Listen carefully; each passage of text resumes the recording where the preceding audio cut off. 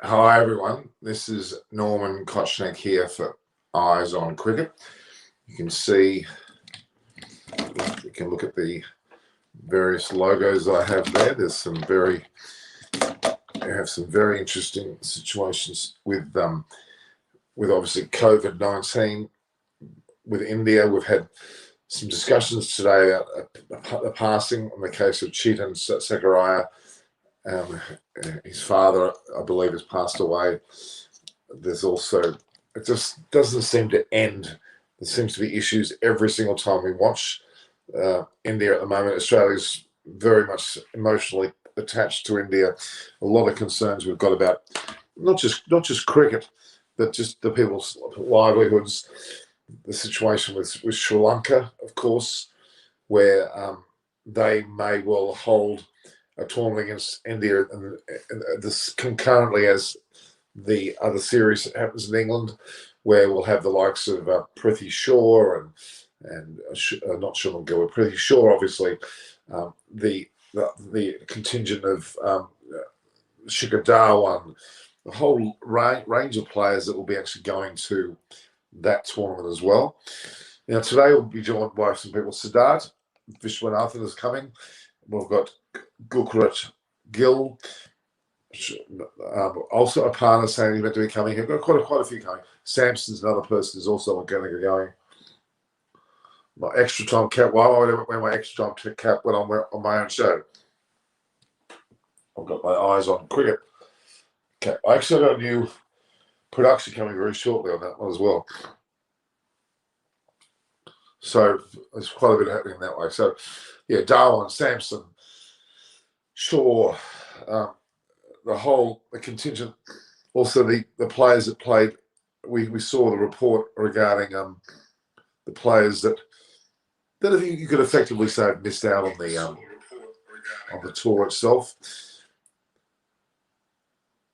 The fact is, Shubman Gill's obviously in the Test series, but with Shaw, the whole raft of openers, there's a whole bevy of openers we know of that are currently running around. There's quite a few. So, well, I want your questions, guys. This is about the discussion will be heavily about focused on the players that we know that have really had a lot to suffer in their own lives. We can go back to Mohammad Siraj and his situation, even Pandya with his situation as well. Both family members dying just before they make their debut for their country. Yes, someone comes a bit stiffly. Hang on a sec, guys. I was going to get a tissue. I haven't got COVID or anything to that effect, guys. So there's nothing to be concerned about. But I have a bit of a sniffle. Definitely got a bit of a sniffle. It's cold here. It's actually cold in Australia. It's freezing, absolutely freezing. So I was just talking about some of the players that we were talking about. Obviously, Chetan Sakariya's situation where his brother died of suicide a few months ago, which is terrible. And on top of it, now his father passed away due to COVID. It just doesn't seem to stop. But the ability for players like that to come through and actually make their debuts and have incredible IPLs. Nagwaswalla, of course, again, Prasidh Easwaran, and you got Tyagi and his family situation. They've suffered. They actually brought him up from poverty. Mohammad Siraj, Pandya, it just goes on. And we've got Dhoni's parents, even Sachin Tendulkar himself was down with it. It just seems to be endless. It just seems to be an unfair set of circumstances that really have affected too many people, and it really does concern me that we seem to have this issue, and it's just wrong. It's just the world doesn't deserve this. But I tell you what, I'm very impressed with the strength of people. Normally, can Sanju Samson make an impact against Sri Lanka? What is your thoughts on Samson? Sanju Samson was originally, don't forget, he was originally in the Indian squad. He was originally the keeper batsman who was looked at probably ahead of Rishabh Pant as a selection, and was probably earmarked to be the next Dhoni in a way, because of his captaincy. It's extremely. So you're saying that Shanta Kilmar is saying that COVID-19 situation in India is extremely sensationalized. Well, no, it's not really. I don't agree with you. I don't think that's the case at all. I think it's a lot more to do with the reality that it is bad. Of course, I forgot to mention Padikkal. Padikkal, Shaw, Darwin, three major openers. You've got Rohit Sharma, you've got Rahul, you've got Gill, but then you've got Darwin, Shaw, and Padikkal. Incredible. And then you've got the new player that's come through too, that's going to join in. It just seems to be endless. It just seems to be a relentless number. India's in an amazing situation. I'm very, very impressed. I mean, Easwaran, he's going to be great as well. Milan, I cannot imagine how horrible Sakariya must be feeling for the last few days. Hopefully he can get a strong mental support from his family. And look, it also comes down to us as fans, as commentators, as media. We have to also support these players too by rallying behind them and talking about the situation. Sometimes when a grieving person, they need to talk about it. Now, not necessarily publicly, but certainly we can provide that platform where we can show the concerns of our fellow people. Now, Aparna's saying he's going to come now. She's also done a great video on the likes of Steve Waugh. So I'm just going to see whether she's around. It's particularly impressive. Really, it's really, really impressive that the way that India's been rallied behind. We've got so many charitable organisations now getting behind India as well, which I hope the money goes to the right place. I'm always concerned about charities. Not all charities. The Steve Waugh Foundation is a magnificent charity. He helps leprosy, he helps young girls, he helps people with disability. It's just endless the way that he helps. He's a magnificent person. But I'm more concerned. I'm more concerned about other funds where their money may be misdirected. And I think we need not to have multiple charities and multiple funds. We need to have concentrated numbers within certain funds. So that's what we're going to be doing from an Australian perspective. And I know England's doing the same thing. The Bradman Foundation's also got events happening. It's quite a intention of goodwill. India's bench strength is the best right now. It's the best ever. And what's India needs to make it very clear now they don't ruin this period. What I'm saying by ruin is to multiple use players. They should try to find a combination and stick to it, and blood players as much as they can. And they may well be a need to have, as Australia did for many years, we had an Australia A side that actually played at an international level. We played World 11s. We played other matches. It's good. I think India A, India B, or India C, whatever amount of teams they're going to have, should be able to play against teams like Bangladesh, Zimbabwe, a whole, even Oman's. They need to be able to get out there and continue to play at that level and form partnerships. Because we need to see those players on the world stage. Don't just limit it to the 11 that's a part of the India team itself. Well, who's going to win the World Championship, India or New Zealand? Would seem strong. Well, look, I have to say you would have to say that New Zealand. I'm going to say this. I think New Zealand could almost be seen as favourites. Why? Because of the fact they're going to be preparing on the ground earlier, playing a number of matches, full 5-day matches, leading up to the actual match itself. One. Secondly, their bowling attack.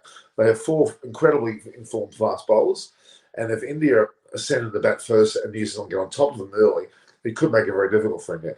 It's not based on India not being good enough. I'm not saying that, but the situation of the COVID quarantine restrictions, the movements between countries. Chris, we are missing Chris Vernon. Chris this weekend played cricket. So the timing of this particular interview, which is at 10:30, it's 1:30 p.m. in England. That means if he's playing cricket on Saturday, Sunday, he's in the middle of a game. Maybe he should have crossed from the game. You're right. Yeah, Andre Proudfoot, Great interview with Steve Waugh. Steve Waugh was at his best. He's incredibly, he's the most generous man. He has genuine love for India. It's not about money with him. He's got enough money as it is. It's not about money. He's genuinely interested in it. Some of the Australian players, I would doubt that they're truly interested. They're more about the money. I'm going to say Dave Warner is my example. I don't believe he's truly in love with India. He's in love with the money from India. Steve Waugh is in love with India, period. He took 18,000 photographs of people, kids playing cricket in the parks, backyards, the sand dunes. That was a sheer love of it. It was not based on trying to make money. It was a magnificent photo. Really, really impressed with what he did. Magnificent man. Can the broadcast be able to peace after done? Okay.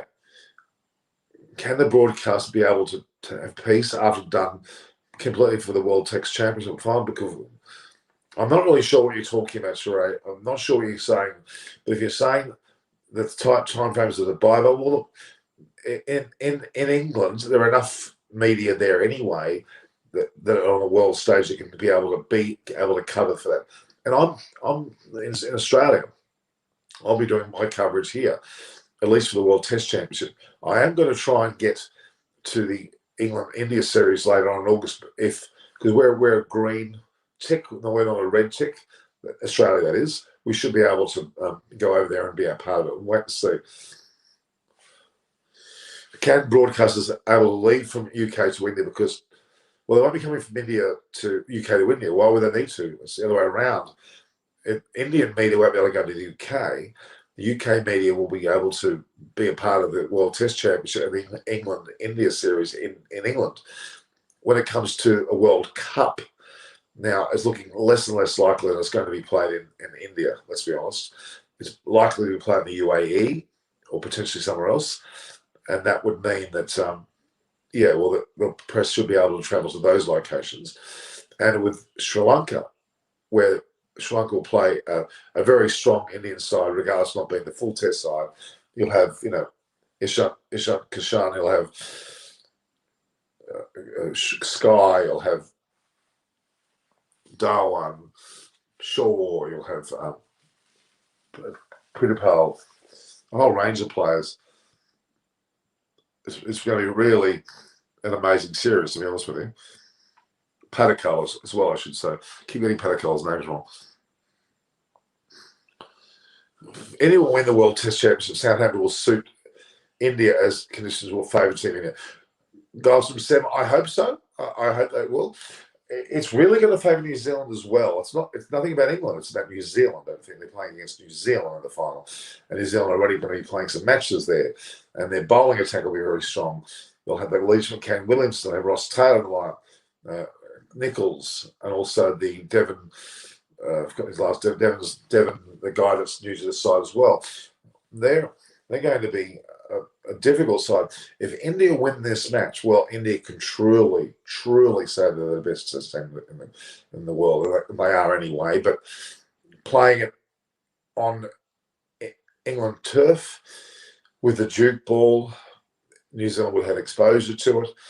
Vihari's been there as well. That's a big advantage. Vihari has to be considered. And obviously, I think Pujara's had some exposure as well, so it'll be interesting.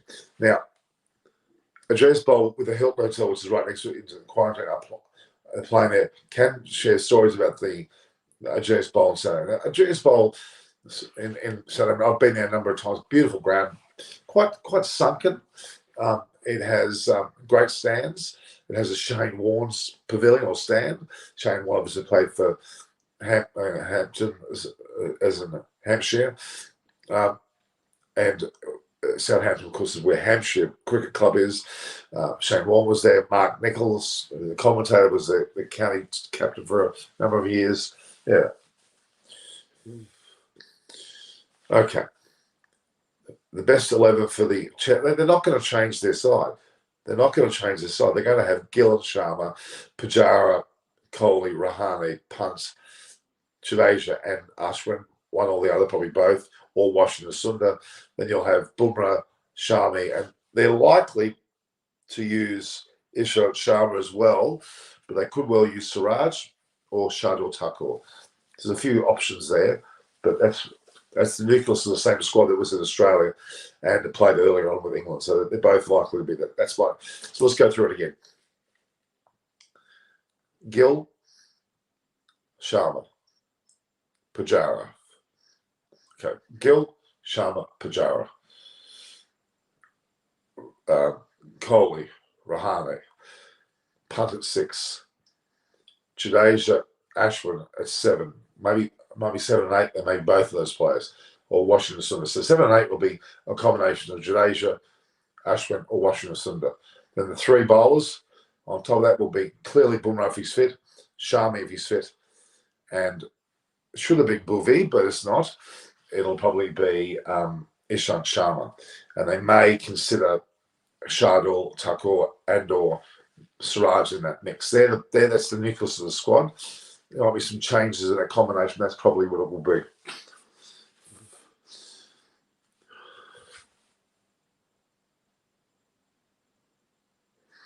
Well, it's good that you're COVID positive, but you're taking proteins and the immune system is good. COVID-19 affects different people differently. It can be asymptomatic, have no symptoms at all, but be carrying it. You can be a bit sniffly, be a cold, flu-based, have tightness in the chest, but no more. Although you could be then severely debilitated, have breathing problems and have constrictions and lung capacity drawn, and you could even die. So, as we know, it's an extreme selection of those between those situations. So, let's just go back to discussion on now. Ganguly's come out with a big statement regarding the upcoming Test tour as well. He's made some pretty emphatic statements about who should be in there, whether they're playing. Everything will go ahead with England. The bio bubble that will occur, where there'll be a mini bio bubble within India, which will allow them then to go to England into another quarantine situation, but not just be quarantined, but be able to train. Not unlike Australia, where they're able to train during those 2 weeks at a ground out of Blacktown. So that will be the case. They'll go through this bio bubble now, where they'll be given a lot more control, and they'll be able to then be sent to England in another quarantine, but with some liberty as to be able to train, and that will probably be on AGS Bowl itself, because the hotel will be around the corner. I'm going to bring on someone. Yes, just relax, Ray. Would you just? I've got many people that they're running a bit late. Siddharth Vishwan coming on. We've got Sugarat Gill. He's not very well, but they're all meant to go. Gill and Siddharth were meant to be here, and a partner's coming, and hopefully we'll find a few more. Lower order runs will be crucial. Now, Milan, who's in Austria, so it's middle of the day there. He has said that the lower order runs will be very crucial for India, as Bumrah, Shami, Ishant, and Siraj don't hang around much. You're right, but they shouldn't need them if India bat well enough. But if New Zealand bowl well enough, it could be another story. Whereas New Zealand lower order have some batting depth. Well, Jamieson certainly can bat. Yes, the Santners and the side of Saudi, they both can bat as well. Yeah, you're right. There's no Arun Singh's right. New Zealand's stronger than India in terms of bowling attack, especially in England. But India batting is probably stronger. Yes, I would say that's correct. If Pujara, Kohli, Rahane, Sharma, and Gill and Punt all perform, they should outdo New Zealand, even though they've got Taylor, Williamson, and a few players there, Nichols, which are all. But it's going to be extremely. This game's going to be extremely interesting. Now, we should value this game. We should value it. We should see this as a game which will ultimately say, we'll be able to say, this is the best Test team in the world, period. That's the way we have to approach it, and that's the way we have to take it on board. Okay. Rohit century soon in future, obviously. Well, yeah, you'd think that Rohit Sharma would have, if Rohit Sharma can be able to let the ball go outside. Rohit Sharma's got to learn. Well, it doesn't need to learn, but he loves to drive. He loves to put bat on ball. He needs to let a few balls go. He needs to get used to letting balls go outside stump. Not unlike what Labuschagne and Steve Smith do quite a bit of. They let balls go. Even Smith and the like failed in England in a recent series because they dabbed at the ball outside. You've got to have a conscious effort to let the ball go and Get your foot across and let the ball go, because the ball will generally swing away. The deadly ball will be when if a Sharmy can get the ball to come in to the New Zealand players, but if whether the New Zealand bowlers like Southee can get the ball to come in to Sharma, many like 2 or 3 going away and then one coming in, that's where it's gonna be lethal. That's where the true test will come.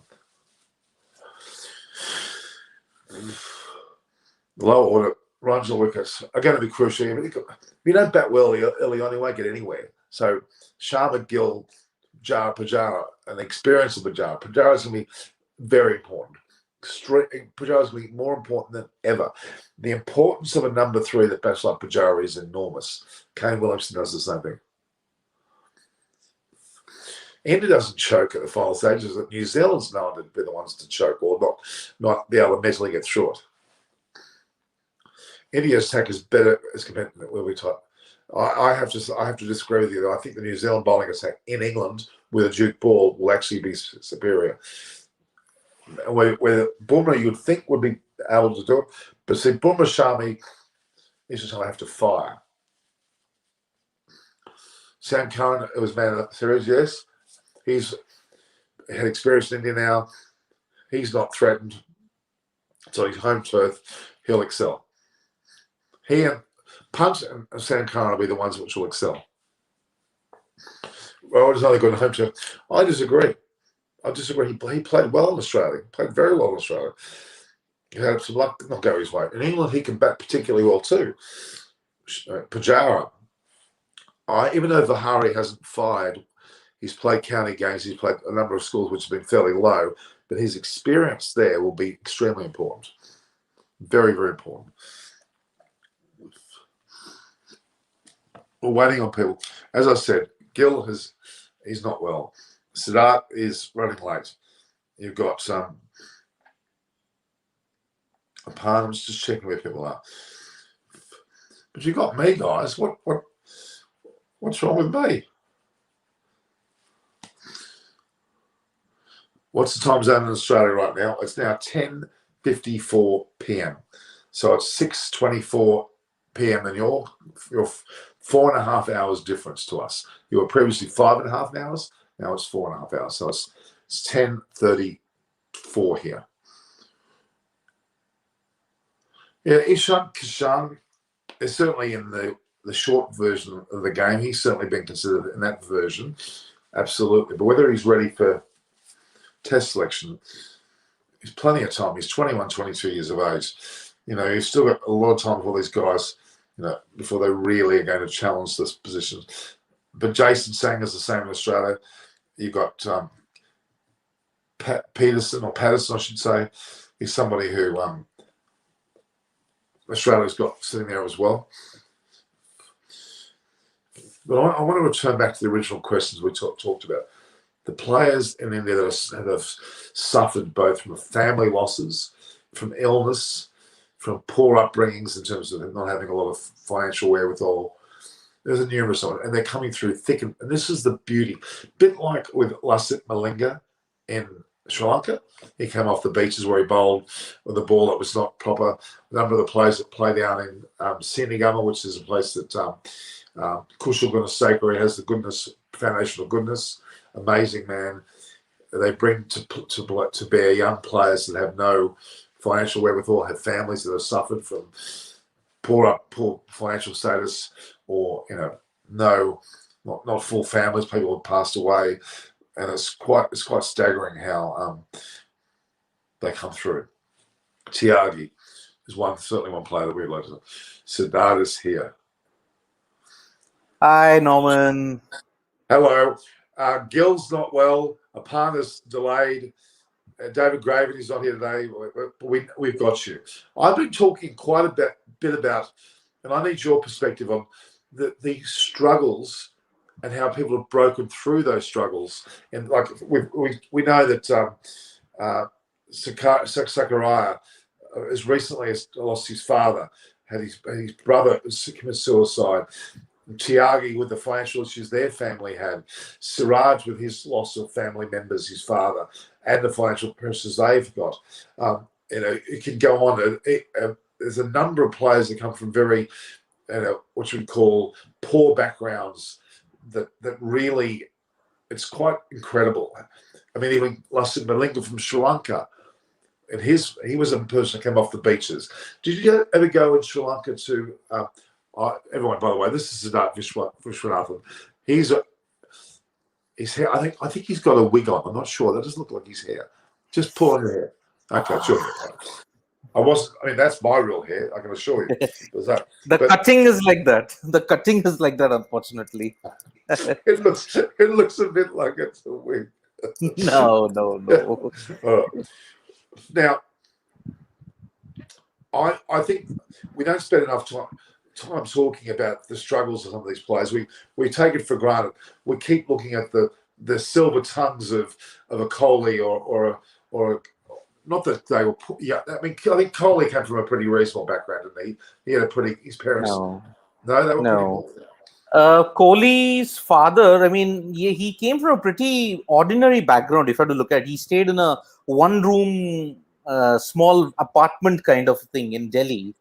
Okay. His family was definitely not well-to-do, so he worked his way up, and today he's the legend that is through sheer hard work. Even Ravindra Jadeja, he lost his mother. His sister had to take care of him, and really? his sister combined nursing and Jadeja's responsibility to make him what he is today. Amazing. Yeah. MS Dhoni, even MS Dhoni for that matter, they were working in the government service in India, and that gives them a lot of stability. Yes. So that's why MS Dhoni didn't struggle much. But yes, coming up from, especially, you look at the Indian circuit, it's dominated by Bombay, it's dominated by Delhi, it's dominated by Tamil Nadu, it's dominated by Bangalore, Karnataka. To have someone coming from Ranchi, Jharkhand, which did not have an established history of cricket, coming from there and changing the entire landscape of Indian cricket is simply amazing. The only other person who had that impact was Kapil Dev. Kapil Dev hailed from a small town in Rohtak, Haryana. But it was in the 70s. In the 70s, apart from Delhi, which was the Bishan Singh Bedi-led faction, and Bombay, Sunil Gavaskar, anybody else coming through that team would be next to impossible. But Kapil Dev came, and see how he put India on the world map. Absolutely. I mean, look, you can even refer to some of the Australian players. Like McGrath came from a country town out near Dubbo. A lot of the Slaters and even Mark Taylors came from Wagga Wagga. Maybe Peter Siddle. They often call him the boy from the bush. Exactly. They're very much bush-oriented players. There's an edge to a person. There's a grit. There's a determination that you don't get from as many of the city slickers, we'll call them. I mean, even Dave Warner, he came from Matraville, which is, his parents lived in the Housing Commission, which meant they were government subsidised. They were both out of jobs. His parents lived in Housing Commission until he made a success with his cricket and bought their first house from there. So he had an edge about him too, you'd have to admit. Even Philip Hughes, who passed away, unfortunately, as you know, he came from an area which was rather not well-to-do. It's an intriguing story, but it comes to fruition in India. And I think the most impressive thing is that they are realising and unearthing talent. India need to spend more time in the Punjab region, as we talked about, I think, earlier.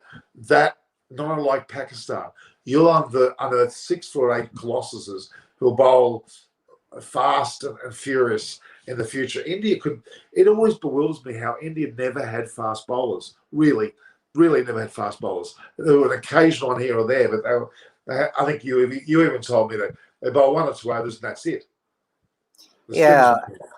Because I think either the conditions in India were made in such a way. I mean, if you look at it, we have always had spinners leading the charge, right from the 50s onwards. In the early 30s and the 40s, we had Mohammad Nisar.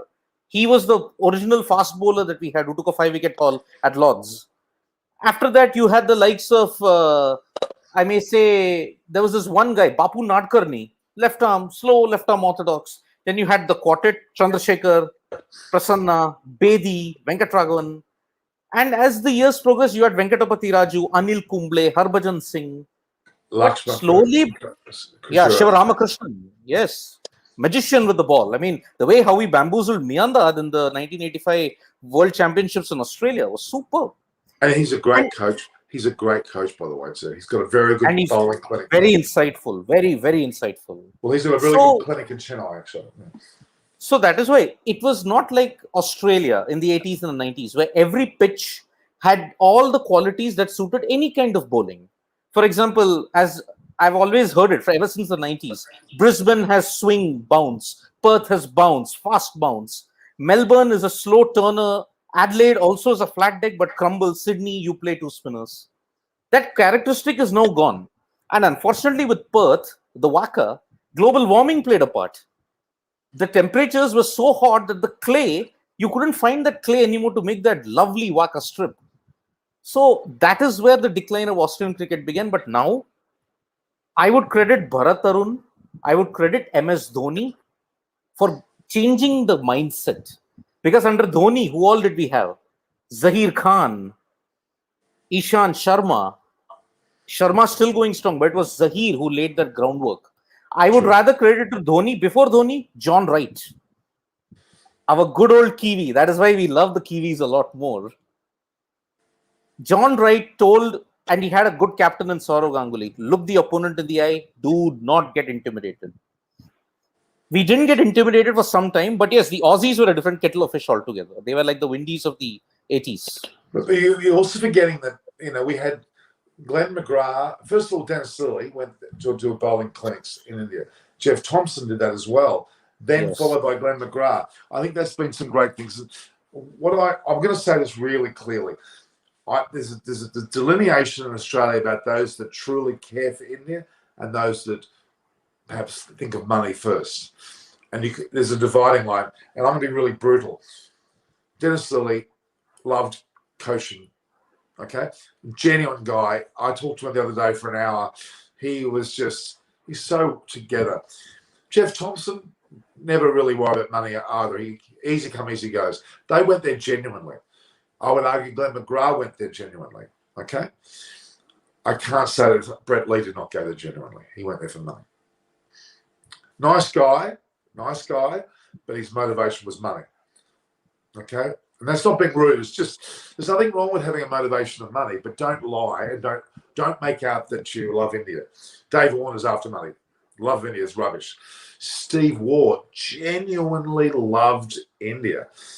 His romance with that book that I've told you about, the book that I have behind me, 18,000 photographs. You don't do that if you don't love a place. You don't go and take 18,000 yourself. And do you realize when he sells his books, he wraps the books up himself. He tapes the books himself. So when you get the books, he told me, and it's quite funny, if the book's badly taped, it's him. It was better taped than his wife. Wow. 3,000 books. His wife and his manager personally enveloped, closed, and sent the books. And I think even Steve O, I think Steve O even contributed to the Leprosy Foundation in India also. He used to contribute a lot to that. The very first one, he's been involved, he's been going there for 34 years or 35 years. He's genuinely interested. It's not about money to him. He's got enough money. He's not looking for money. Those people I respect greatly. When when Michael Slater comes out with the crap that he's come out with, he's not genuine. Okay. Yeah. And there are two buckets of people. Those that are genuine, who have made money, who don't look for money, and the others that do it for money. And there is a distinct group between them. I think Steve Waugh, primarily, I guess the way how he came about in cricket is, I think, reflective of what he's doing now. Because he had a horrible debut. I mean, against Pakistan and against the fearsome Windies. Yep. Many would argue that he had a very limited skill set.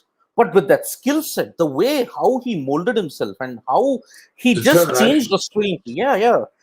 And he's the Iceman. More importantly than nothing flusters Steve Waugh. Saurav Ganguly did something out of the ordinary to fluster him out. But otherwise, 99 World Cup. Who in the world in that period, when Klusner was going bang, bang, Steve Waugh would have the guts to say, I'm getting the field in. Try hitting it over the top. Who would have had the guts to do that? No one. Even today, if people get the field inside, it's all because from the Steve Waugh book of captaincy. Absolutely. Iceman, the Iceman. That's why when I would look at Steve Waugh, it's like, oh, you But it can't was rattle also this his guy. ability. He was the one that created the baggy green cap. We had caps before, yes, for years, but he Yeah. cherished the baggy green cap. The one that he wore, he never, ever, ever changed. Yes. He wore the same one throughout the entire time. And you know, he's a great person. And if you get to meet him, he has people in his office. He's there. He was so upbeat, so positive. The man is probably the best captain in a number of eras, not only because of his cricket ability, but his all-roundedness. He's inspirational. He's quite an incredible person. I mean, having got close to him lately, he's doing a book, a spirit of cricket, India. He'll do it part 2, but he's going to do on Afghanistan, on Bhutan, Oman, England, you name it. He's going to do it. It's just superb. Fingers crossed. Until my living time, I just hope I can interact with the great man. I just hope. That's my dream. To what? To interact with Steve Waugh. Okay, well, look, Siddharth, what I'll do is I'm going to get him back on the. I'm going to get him now that we've done a few things with him. I'm going to try and get him on the program, maybe like 10:30 at night. We might do a recorded session rather than live earlier in the day when he's available, and I'll get you to talk to him. That'll be simply amazing. Well, I mean, I've had that privilege, and I feel very honoured, and I'm wanting to share that. So he's just phenomenal. He really is. But I mean, okay, I'm going to be quite honest here. Steve Waugh, Alan Border. When you talk to these gentlemen, I'll give you an example. Steve Waugh, Alan Border, Lily Thompson, Doug Walters. You can have Len Pascoe. You can have genuine conversations with these guys. They talk to you. They'll talk to you freely, uninhibited, as if you know. If you speak with them, of course, in a relaxed manner, they get extremely relaxed. They're natural. They're decent human beings. Whereas others are flighty. I'm not going to give you those names, but there are people who are, well, I would argue, are flighty, who are not really there. They're looking over your shoulder. They're looking at something else. They forget that, hey, there's a person in front of you. Respect them. Like Viv Richards does that. Viv Richards is the sort of person who can be sitting next to me now. We could be talking, and he may have to do something. He'll say, "You must excuse me, Norman. I have to go and do blah." Who does that? Who says that? That's why he's the king for a reason. He's been brought up well. He has good manners. He appreciates people who are in front of him. He doesn't look. I mean, Shane Warne. He's constantly looking at the next girl walking past. He hasn't got that presence about him. It's even though Shane Warne was a great player, was he a great? He never got to captain. He was, but he should have been able to captain because of his ability. But actually, his concentration levels. He was quite. He had his favourites. Victorians. He loved his Victorians. You know, he would always pick a Victorian, but I don't know. But you get my point. Look at Kohli. It was a great video that this company called Sri Harsha Cricket put together, where they see the entire Indian team walking out of a shop, and this lady's getting an autograph. Every player's brushing the lady, not rudely, but they're not giving her the time of day. Kohli was on the phone. He saw the lady. He still stopped and signed her book and walked on. The rest of the team didn't. Now, that's special, isn't it? It is. It is. I mean, we all assume that Virat Kohli is very arrogant. He has got a very haughty attitude, but actually, he's come up in a very, very difficult way. So Kohli, in a way, symbolizes India in a nutshell. Aggressive, but yet rooted to our basic etiquettes. Like, yes, we will acknowledge, but yeah, if you throw an off-cuff remark which offends him, then obviously he will retaliate. Because he is a very passionate guy. Rohit Sharma is a very down-to-earth guy. Because he's again come from a very difficult background. To have come from the backwaters of Nagpur to Mumbai to establish in a setup which was already competitive. Kudos. Umesh Yadav, in 47, 48 degrees Celsius heat, he would have a cement strip wherein he could bowl fast. His father was a policeman, by the way. In those very small, I mean, the entire house of the police constable would be the size of your room. That's it. That would be the entire size. In that, there would be no basic amenities. 48 degrees heat, 48 degrees Celsius. That's about 120 degrees Fahrenheit. He would bowl, continue to bowl, and yet he's so strong. Umesh Yadav. He comes from there. Now, see, that's an interesting perspective. Who is the best, or who are the best three pacers, potentially four pacers, to play in a World Test Championship? They're going to throw their best players in. Bumrah's obviously going to get a go if he's fit. Shami is the same. Ishant Sharma probably will as well. But what are they going to? Umesh Yadav is there. Siraj is there. Shardul Thakur is there. Who are they going to put in? I would say Siraj, because Siraj is the guy who can swing the ball in the air as well. Umesh, the problem is his consistency might be a bit of an issue. I mean, he's sometimes called the Indian version of Mitchell Johnson. Sprays it to the left, sprays it to the right. So he can leak runs. But Siraj, in the past 7-8 months, he's shown he can control the runs as well. And for his bowling, he can also hit the deck hard. So he will be an asset in Southampton. So Ishant, Shami, Bumrah, Siraj are my pacers, with Jadeja as my fifth bowler. Okay, so that let's go back to the team then. So we can start from 11 up, actually. We can go Siraj, Sharma, Ishant Sharma, that is, a combination of Bumrah and Shami as the bottom four. Then you've got Jadeja above that. Okay, then you've got Washington Sundar and Ashwin are floating. Remember, they won't be in the side. Then you'll have Punt. Then you've got obviously Rahane, Kohli, Pujara, then the openers Gill and Sharma. Is that 11, or should we put Vihari in there as well? I would replace Rahane with Vihari, but no, Rahane is the vice captain. He will have great inputs. So I think we've got a settled team. Rahane, Pant, Rahane, Kohli, Pujara, Shubman, Rohit. So okay, Shubman you can make / Mayank Agarwal. Yeah, it's going to be interesting what they do. I hope they go for seriously who is in form. That's who they need to put in. They must put in form now. Vihari hasn't scored many runs while he's been playing county cricket, but still, he's been playing county cricket. He's the most aware of the circumstances and could rise above that when it comes to the actual test match. Absolutely. I would back Vihari to be given a go. I've got a gut feeling they should back him to be in the team. So let's go through it again. You got Rohit Sharma, let's just say Gill. Yeah. Pujara 3, Kohli 4, Rahane 5, 6 punts. Yes. Really? Then he got Jadeja with 7. Then he got 4 bowlers.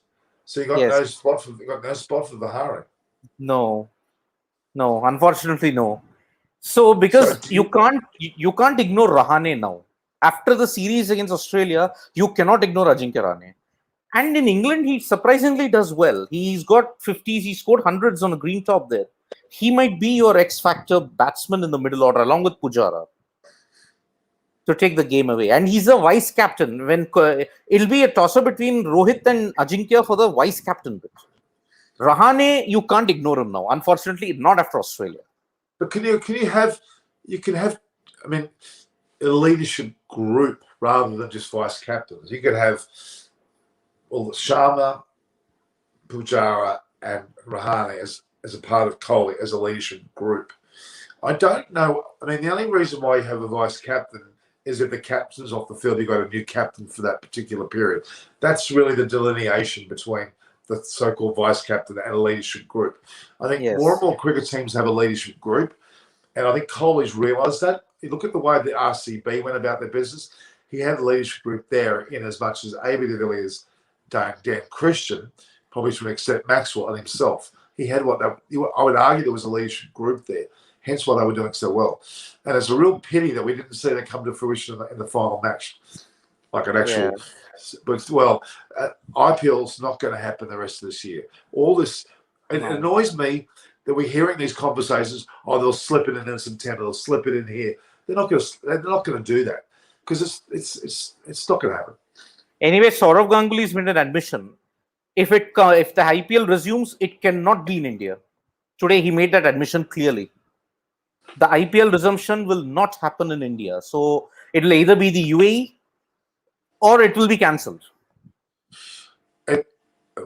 When are they going to find time to organise it in the UAE? That logistically takes a lot of time. We call it bumping in and bumping out. You've got to enter the country. There's all sorts of. They're kidding themselves. They best just leave. They best just put 14 as a non-event year. That would be respected. It would be not. No one would be conservative. They're very lucky they've got 30 matches. Yeah, but maybe if the ICC World T20 is shifted to the UAE, then they will slip in the IPL, because then the quarantine issue is not a big problem then. Before or after? Before, maybe September, when September mid to October first week, every day is a doubleheader. Maybe then they can finish all the games. Then quarantine will not be an issue. If the ICC World T20 shifted to the UAE, technically it makes sense to shift it to the UAE. You'll only play in 2 venues or 3 venues. Unlike India, where you have to please all the state associations by 5-6 venues, you cannot do that in India anymore. Look at this. I think Arun Singh's got a very good point here. Leave Gill out for Vihari and have Rohit open with someone like Rahane. Very interesting. Very interesting, yes. But there's one more point. If I include Siraj, Bumrah, Shami, Ishant, the tail is also slightly long. So what do you do in that case? You play 2 spinners? It will be very risky in Southampton. Very risky. Yeah. I think they're going to err on having 3 seamers, but I can assure you New Zealand's going to have 4. 4, yes. Jameson, Wagner, Bolt, Saudi. Oof. What a combo. And Santner. And they're going to be playing 2 or 3 matches beforehand and hone their skills. And they'll be using a Duke ball as well. So, amazing. And we are forgetting one more guy in the New Zealand team who might play a role, Colin de Grandhomme. Good seamer. Yeah, they got the New Zealander. I want India to do very well, but I've got a feeling they're up against it with New Zealand. New Zealand's going to be, hopefully, New Zealand deserve to win something, for God's sake, and this may be what they need. Okay, Munchie's one of our favourites, mate of Chris Fernandez. He's talked about the experience of moving ball is critical. It is. It's going to, look, I'm very concerned about Rohit Sharma, Gill, and even Colin Rahane on the moving pitches, because they're all capable of getting that edge. They're not good levers of the ball. Gill's not a good lever of the ball. He wants to play the shot. You would argue that Rohit Sharma wants to play the shot. Rohit Sharma always seems to edge because he's good enough to get an edge. You want to get a point. Rahane is good enough to get an edge. Cole is good enough to get an edge. They have to all learn to let the ball go.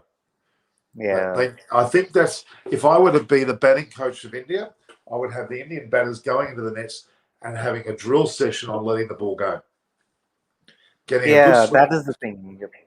Because you and even Steve Smith will admit to this, and Labuschagne, that when they play in England, they've actually had to become very deliberate with letting this ridiculous elongated movement of their body, which annoys the hell out of me. But they're doing it because they deliberately say, let the ball go. Let the ball go. And what that does do is make the bowler bowl closer to the stumps, which will then bring in the leg side shots more and more. The key to batting in England, and I've done it quite a few times myself, the key to batting in England is to let the ball go. Make the bowler come closer and closer to you, whether they bowl an in-swinging delivery or just simply a ball on the stumps. That's what you want. You want them to do that. And you have every ball that's on off stump and is going away, you've got to let go, because it will, if it's swinging as it will, and cutting for that matter, it'll always miss the stumps. Yep. Their line has to be middle stump to hit off stump.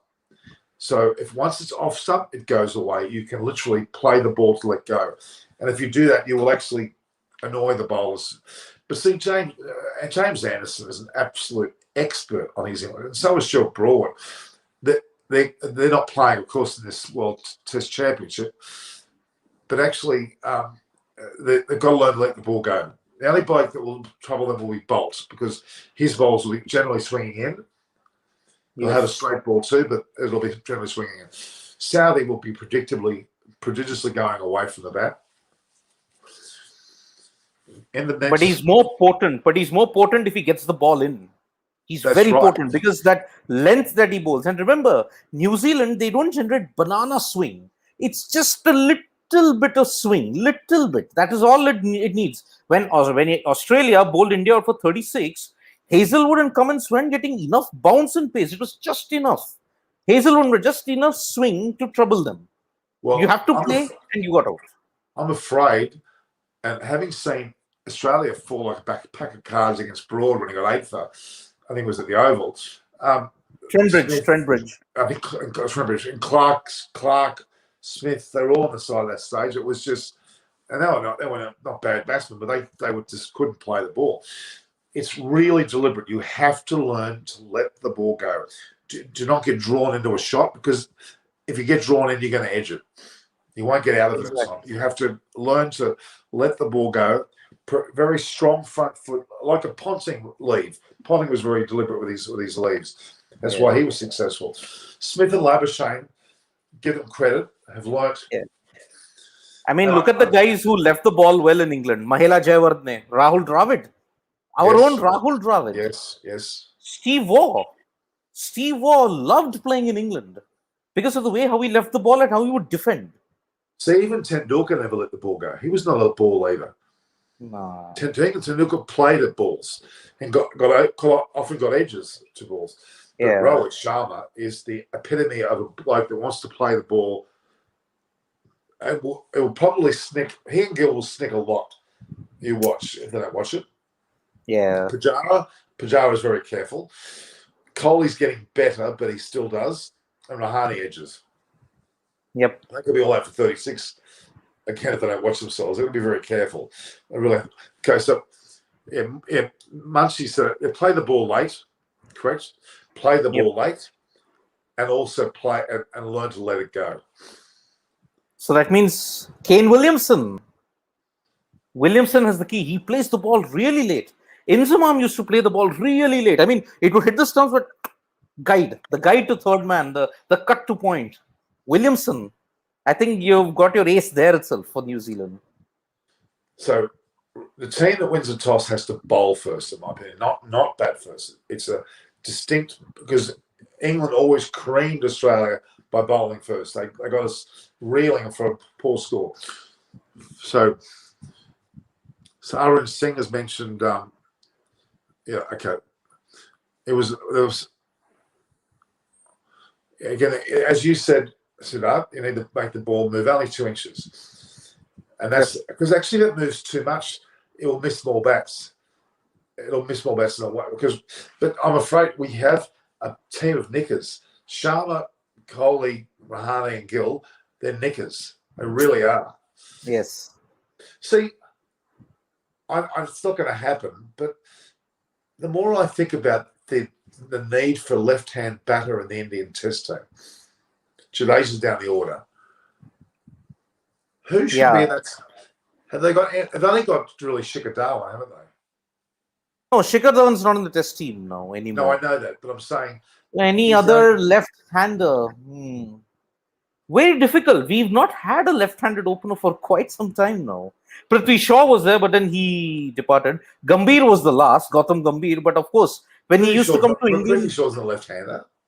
Yeah, but then Gautam Gambhir was your last proper left-handed opener. But then when he used to come to England, he would be a nightmare because he would just poke at deliveries. That's about it. So there's no one coming. So this young fellow, this Devdutt Padikkal. Easwaran, what's he? He's a right-hander? Who? Yashasvi Jaiswal. Huh?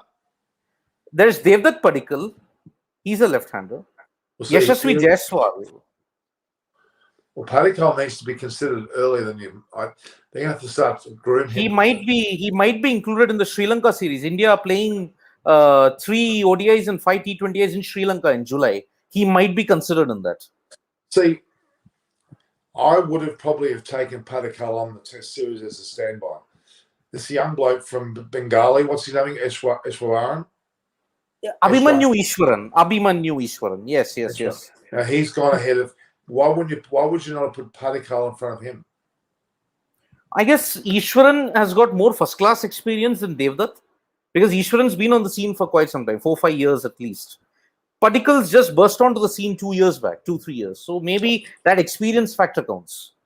But Easwaran, no, I don't think he's a left-hander.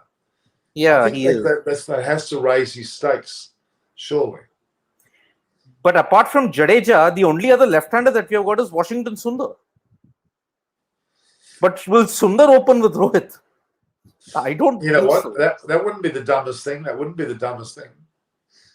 Yeah. Look, for me, the greatest innovation, the greatest ever innovation in the history of cricket was done by an Aussie, Sir Don Bradman. 1936-37, 2-0 down Australia. England make 200 on a very, very sticky wicket in Melbourne. What does Don Bradman do? And Australia make 200, England 76 for 9 declare. What does Bradman do? He flips the batting order. Because why? He says, you tailenders are so bad, you will play out the new ball easily. That's what happened. They played out the new ball. Bradman and Fingleton made a 365-run stand. Australia won the match and they won the series 3-2. For me, till now, it's an unparalleled feat in the history of cricket that only Don Bradman could have done that. All 11 players have the bat, don't they? It's not like they don't have the bat. So, yep.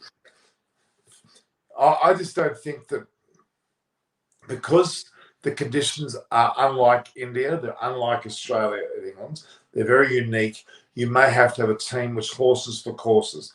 And I'm beginning to think seriously about a left-hander being included in the Indian batting lineup. Why? Washington Sundar, if he's the answer, or Padikal. Why? Because if you look at them, they've got 4 nickers there. There's no doubt. Southey will target Gill, Sharma, Rahane, and Kohli. They're players that are notoriously in a nicking mood. They none of those 4 really let the ball go.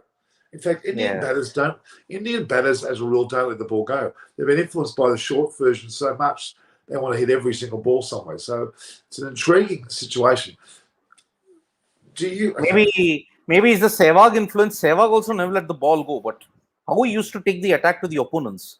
But if you look at the New Zealand team, you've got a left-right hand combination, Tom Blundell and Tom Latham. That might upset the apple cart a bit. Okay, so Munchie reckons only bowl first if the weather conditions really are overcome, otherwise bat first. But Munchie, I'm talking about the one test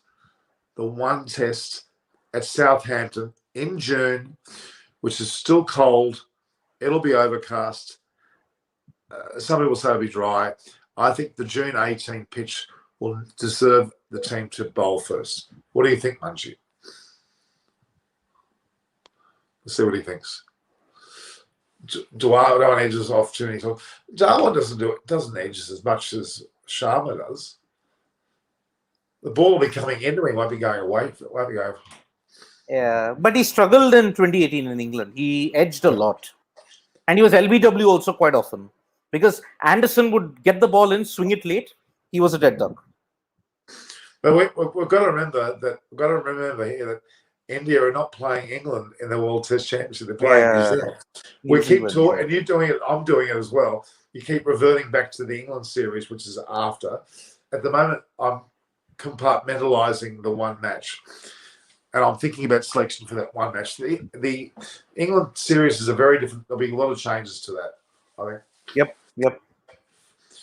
Yeah, I think India needed to bring a bigger team. Sunny day, bat first. Well, what are the chances of June 18, or the start of that test match being sunny? My bet is it's going to be overcast. I've been there in June. I've rarely seen a match in clear conditions. Maybe July, August. Yeah. Yes. But June 18, it is because they have their summer starts effectively June 22nd. And it's not June 1st. I don't know what do you do in India? We have our summer goes June 1st to end of August. But in England and Europe, it's June 22nd is the start. They actually start summer 3 weeks later. So our summer is from April to September. And then after that, from October to February, it's winter. 1 month of spring, March. After that, it's... Right now it's but summer. I'm talking about the traditional calendars of seasons. Yeah. It's 3 months at a time. But Norman, Exactly. predicting the weather in England is, I mean, no individual on this planet has ever done. Even the BBC gets it wrong, for crying out loud. They get their weather forecast wrong in England. Yeah, but, So, but you can safely bet there's likely to be more overcast than sunny. That's a fair assumption. yeah, in July when West Indies played, yeah, it was sunny at that time because it was July. Yeah. So Yeah, June, July, yes. August, it's a different time. Yeah. June always has a threat of rain. Always. It's overcast. You don't see many test matches in June. Although, obviously, New Zealand are playing there. New Zealand are laughing. They've got 2 or 3 games to play. They can hone their skills. They can play with a juke ball. They're going to be so ready for the World Test Championship. It's a bit unfair, you would argue. 3 games. India's going in absolutely cold. They've played no games. Yeah, indeed. No games. Are they playing 1 game? No, they're not. They are. No. How can they? They can't. Leave now. Why aren't they leaving now?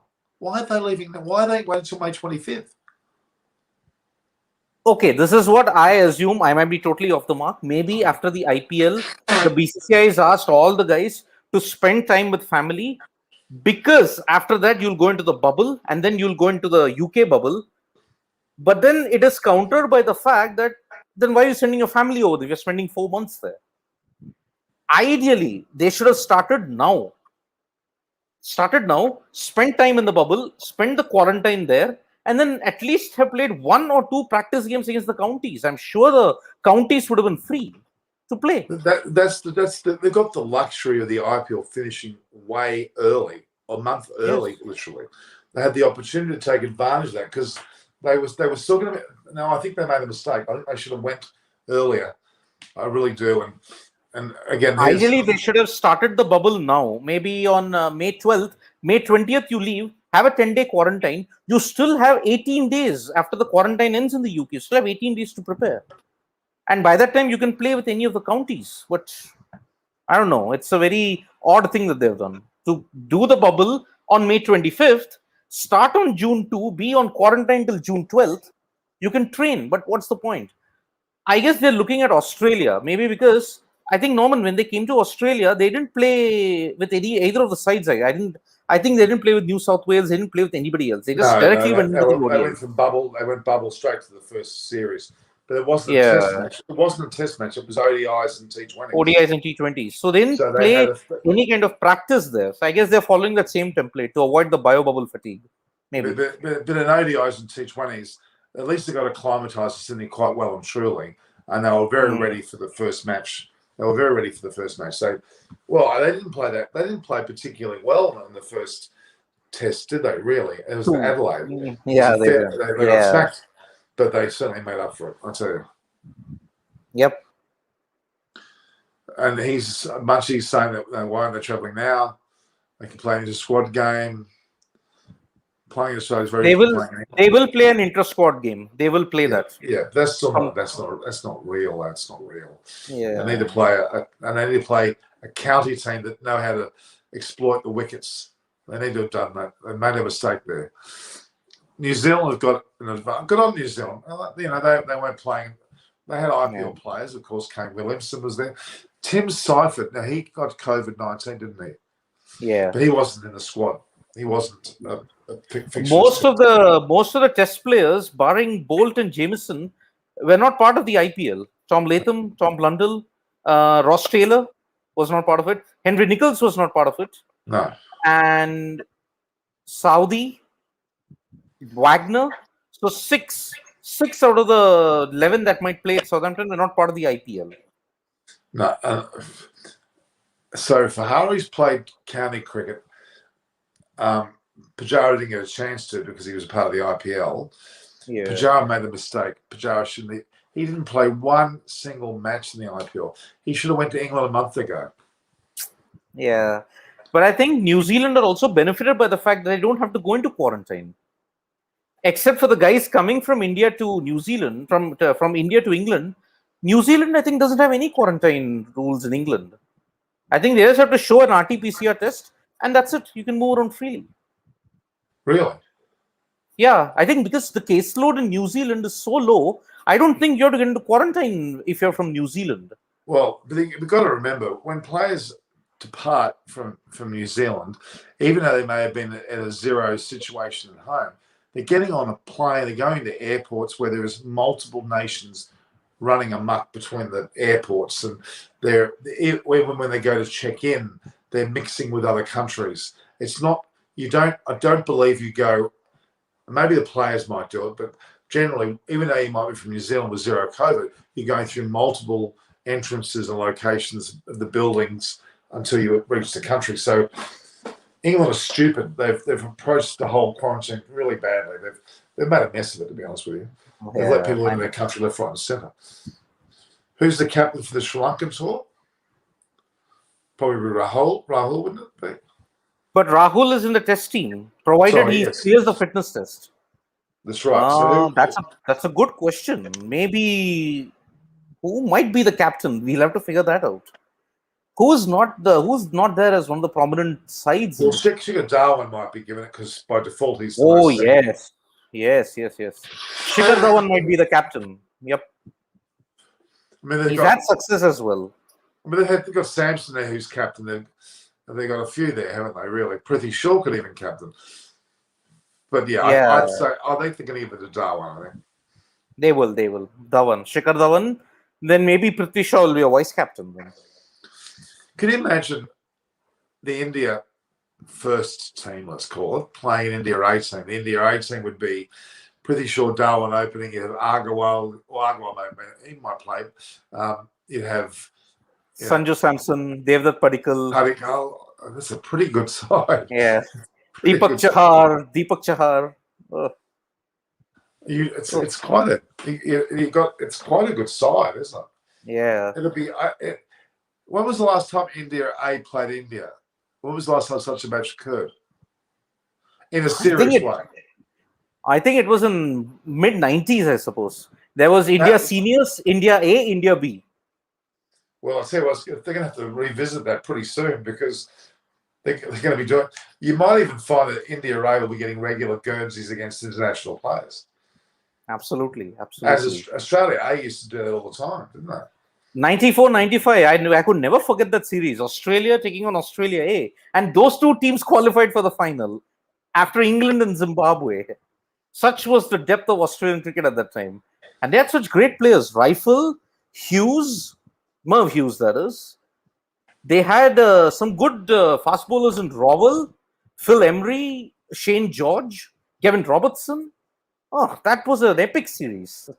So the reality is that that's going to happen with India. India is going to reach a point they're going to need to field a regular India A side to suffice the players getting exposure. Shreyas Iyer might be captain. Oh yes, we're forgetting about Shreyas Iyer. Is he back? Is he back yet? He was expected to be out for 4 months. So from March, April, May, June, he could just be ready in the nick of time for Sri Lanka. Maybe he might be ready for it. I don't think they'll risk him. Yeah. New Zealand is on the green list, and so is Singapore. They can travel via Changi to England. Yeah, but Australia's also on the green list, aren't they? I think Australia's on the green. What does that mean again? I'm still not sure. Does that mean you don't need to quarantine anywhere in the world? Is that what it means? No. There is no travel ban imposed. You don't need to go into hard quarantine. You just have to show a negative RT-PCR test that I don't have COVID. You can move around. New Zealand, Australia, and Singapore can do that. For Singapore, just today, the Malaysian Open was cancelled because of the COVID cases there. The Singapore Open was also cancelled, the badminton one I'm saying. If you have to enter Singapore for Indians, we have to quarantine in a separate foreign country for 14 days. And then from that foreign country, we have to come to Singapore and then we can reside there. Such is the level of security in Singapore at this point in time. Yeah. For New Zealand, we have been banned, I think, till May end, I think. Indians can't travel to New Zealand until May end because they've extended the travel ban. Australia is till May 15th. Yeah, it's only 5 days away. And we've Yeah. got this ridiculous, almost lunar planet or a Mars type location in Darwin where they're putting people in these containers, I'll call them. They're hot, no air conditioning, nobody goes near them. But Darwin, won't it be cold at this time? It's winter in Australia, right? Oh no, it's tropical. It's subtropical. Oh damn! It's still in the 30s. It's still in the 30s up there. It certainly is. It's certainly up in the 30s. All right. What else have we got written here? Yeah, Sky will play it in Sri Lanka. I don't. Surya Kumar Yadav. Yeah, he's another story. Yeah, but Ishan Kishan. Shreyas Iyer won't. Yeah. Same here. No, Indians can't fly until May 15th. Yeah. Yeah, we know that. That's certainly we're aware of that. But I don't know. I just find that it's such a there can't be any way they're going to play the IPL. They'd be mad. They really would. I think that they have to be understanding they've played 30 days of it or close to 30 days of it, which is an amazing feat in itself considering it. They were lucky to get away with that far. I mean, they had 4 or 5 teams with COVID riddled through their teams. I mean, it was almost going to be all 8. Yeah. Because see, what will happen is now we don't know when will be the next ICC World Test Championship cycle. Whether will there be a second ICC World Test Championship cycle? If it is, then again India will begin with England. So if the ICC World Test Championship cycle begins, then in November India play New Zealand for 2 tests. That might be part of it. So you'd rather not tamper with the November window, so that if the BCCI is saying, "Oh, November, let's plan November," no, then you cannot forsake the ICC World Test Championship cycle. No. September to October, it will work, provided it is played in the UAE and the ICC World T20 is also played in the UAE. Otherwise, you better cancel it. So why are they so into the UAE? UAE has a lot of issues with COVID as well. Why not have it in Australia or New Zealand? Timing issues. Because supposing, if it's 7 o'clock India time, in Australia it'll be 11:30. They will want to keep it according to the Indian broadcasting time. They will not keep it according to the Australian broadcasting. Why not make the players play past midnight? Who cares if they sleep? Honestly, Australia would be happy to have the game played from midnight, really weird hours, because even though we'd have crowds, people would still turn up. I reckon it'd be the novelty. It'd be a great novelty to have these games, these weird hours. It'd be quite interesting, actually. But then with Australia's rather rigid broadcasting schedules, will it work in that? Because they will need local broadcasters in Australia. Channel 7, Fox. They've often landed in trouble while broadcasting. For example, the India tour was in trouble, right? Because there were some issues with Cricket Australia with Channel 7 and Fox. Yeah, but that was got nothing to do with India. That was just got to do with our own. Yeah, that was not. It was not anything to do with the fact that because we've had such little cricket this year in Australia. Really, we have had, except for the Test series way back. We wouldn't. I don't know. I get it. Timing's an issue, I guess. That's what. Yeah, but then who wouldn't want to play in places like Sydney, Brisbane, Adelaide, full capacity stadiums there too? Australia, there's no problem of crowds. Oh, brilliant. That's what, that would be what would be wrong with having the games? It's because of Indian viewing time. Is that what you're saying? They want to be 7 p.m. Yeah, I know. Because if it's 7 p.m. India time, in Australia, it'll be 11:30. For New Zealand, it'll be even worse. It'll be 2:30 in the morning in New Zealand. Which groundsman, which authority or which broadcasting would want to show it there? That's the problem. But yes, an IPL in Auckland, 45-meter boundaries. I mean, you'll have sixes galore. Who wouldn't want to go there? Did you go? We were at the ground in 2015 when the World Cup was on? Norman, that's a very, very. I mean, it hurts that I have not been able to come to Australia and New Zealand. It's been my dream for 28 years that I want to come there. But I've not had the chance. Company didn't back. They didn't send me. Second, I didn't have the finances to do it on my own. Next time, if I want to come there. Next time you want to come to Australia, you can stay with me. We can organise something accommodation-wise and transport. I mean, whenever Debashis comes or Buria, I'm running them all over the place. I mean, I enjoy that. So if it's a financial reason, you let me know. We can sort that out. But I will crowdfund myself and come for the World T20 and for the Women's World Cup in New Zealand. These are my two aims. You got to experience that. Of To course.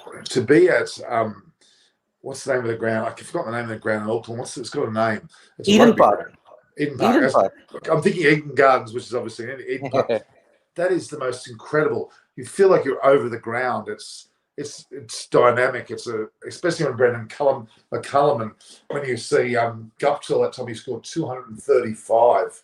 I was there for that match. I think that was in Cape Town, Wellington. Cape Town. That was right. I'm saying to you to watch that. Oh, fabulous! That was. Fabulous. I just want to experience all the grounds in New Zealand and Australia, and then I would have said I have lived my life. That's my next team. Trust me. Hagley Oval. Oh, that's a great ground. Then of course, what's the very famous one, which is surrounded by a roundabout? What's the name of the ground? McLean Park, Napier. No. University Oval, Dunedin. No, Wellington. It's not the Basin Reserve. Exactly, the Basin Reserve. It's surrounded by the whole ground is a roundabout, a car roundabout. Yeah. I've seen it. That's one of my favorites. The Basin Reserve is one of my favorites. It's just you're setting up. This is windy Wellington's got these high mountainous sort of areas around water. It's just beautiful, and it's so relaxing. It's so peaceful. It's a very special place to watch cricket. I know. That is, I've seen enough of television in New Zealand and Australia. Now I want to go to the grounds and cover it. That is my only aim in life now, to cover cricket games. SCG, MCG. Oh, the Colosseum. I will tell you, if I enter the MCG or the SCG, I will prostrate in front of the ground. And then I'll say, thank God for letting me enter into the temple of cricket, at least. I will prostrate there because 30 years and counting, I've not had the chance. Now I want to go there. Well, you've got the best SCG host you'll ever get sitting right here. Of course. And in the barrel situation, we'll go into the home of Bradman, that history. Yeah. That is a mecca. That is. You've seen my photographs, haven't you? You've seen my photographs. Of course. But I don't want to look at it too much because then I would get very jealous of it. There's nothing wrong with being jealous. No. I would want to come there. Biram Irani said there are sheep. Yes, very true. There are more sheep than people in New Zealand, yes. And they're great sheep too, I must say. Yeah. And Gabba as well. Gabba is a disappointing ground. It's a visual ground. It's something is missing in that ground. I don't know. I'm sorry. Adelaide's got more character. Even the old Wacker has. The new Telstra Stadium, what it was called in Perth, is horrible. It's just a boring. Gabba's Burstwood Stadium, Yeah. So, any chance India will win the Test series? I know it's a silly question, but the Test series against England. Well, they're going to find it hard. They're going to find it hard because of. But then we would have said that about the Australian series too. We would have felt that it was hard there as well. They won that, so anything's possible. Biram Irani is going to be in Sydney next month. How are you going to be in Sydney next month? You're banned. I thought. No, I'm joking. If you're in Australia, if you're in Sydney next month, you have to look me up. Simple as that. Of course. How are you going? Apana was supposed to be here today. Gil's not well. Yeah.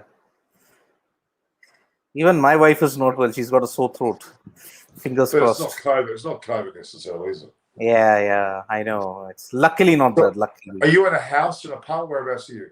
I'm in an apartment. So in your building, are there any other people that have come out with COVID? Out of the 16 floors in our apartment, at least 7 or 8 are infected with COVID. 7 or 8 floors? In each 7, 8 floors, yes. So how do you cope with that? Are you not going anywhere near those floors, or what do you do? I have not stepped out in the last 28 days. I've just stepped out of my house or even in the balcony just once. I use a stick to push the lift buttons, and the moment I come back home, I throw the stick away and then I wash my hands, sanitize myself, and I have a bath, a hot water bath. So how do you do shopping? like food shopping? Online. That's delivered. We have online. Yeah, they do deliver it. But after thorough sanitization only, and after half an hour, we take it from the door. It's terrible. I mean, it's spreading in the air in Delhi. It's spreading in the air. Because people who've not gone out also, they're also getting COVID. How is that possible? It must be in the air. It's scary, isn't it? Very scary. And in particular, this strain, it impacts kids as well. So for the sake of my kid, I don't go out at all. Because I don't want to be the prime reason why my kid gets infected. But you're working from home. Yes. Our work from home in office has been extended till October 2021. With this wave, potentially it might extend to March 2022. Potentially. I don't think we in Australia, we don't appreciate this. We had one man and his wife come down with COVID. We don't know where they got it from. We have 0 cases in the country, but 2 people suddenly got it. And they went around to all these restaurants and things, and we went into a bit of a panic there for the last few days. And we all started putting masks on again. But there's been no cases since. So these 2 random people, two, remember, it's 2. 2 random people, yeah. That's it. I know. But I think even from the very beginning, New South Wales was not affected. I think it was Victoria that got affected the most. Yeah, they did. Queensland, New South Wales, Western Australia, I don't think they got affected much. Even Adelaide, I don't think. Adelaide, they imposed circuit breaker. West Australia and generally Queensland, Northern Territory have had 0. But they've been their borders have been closed like you wouldn't believe. They've been incredible. So yeah, those cities, and Adelaide's been very low. Tassie's been low. It's only really Melbourne and Sydney are right. And Sydney hasn't had a lot. But we have 2 cases. 2. I went into this massive panic mode. Everybody putting masks on. You know, that was a bit of an overreaction, I must say. My goodness. I mean, 2 cases. I think we'll have to dream a lot. We'll have to really, really dream a lot for getting that cases to that number. I don't think we'll be... Can you imagine 2 people and we were able to trace, because of the contact tracing, we knew exactly where they were. See, how good is your contact tracing in your country? Not good at all. Because if you're contact tracing... in a restaurant or shop or anywhere, do you scan in? No. We just walk. Now, here's the deal.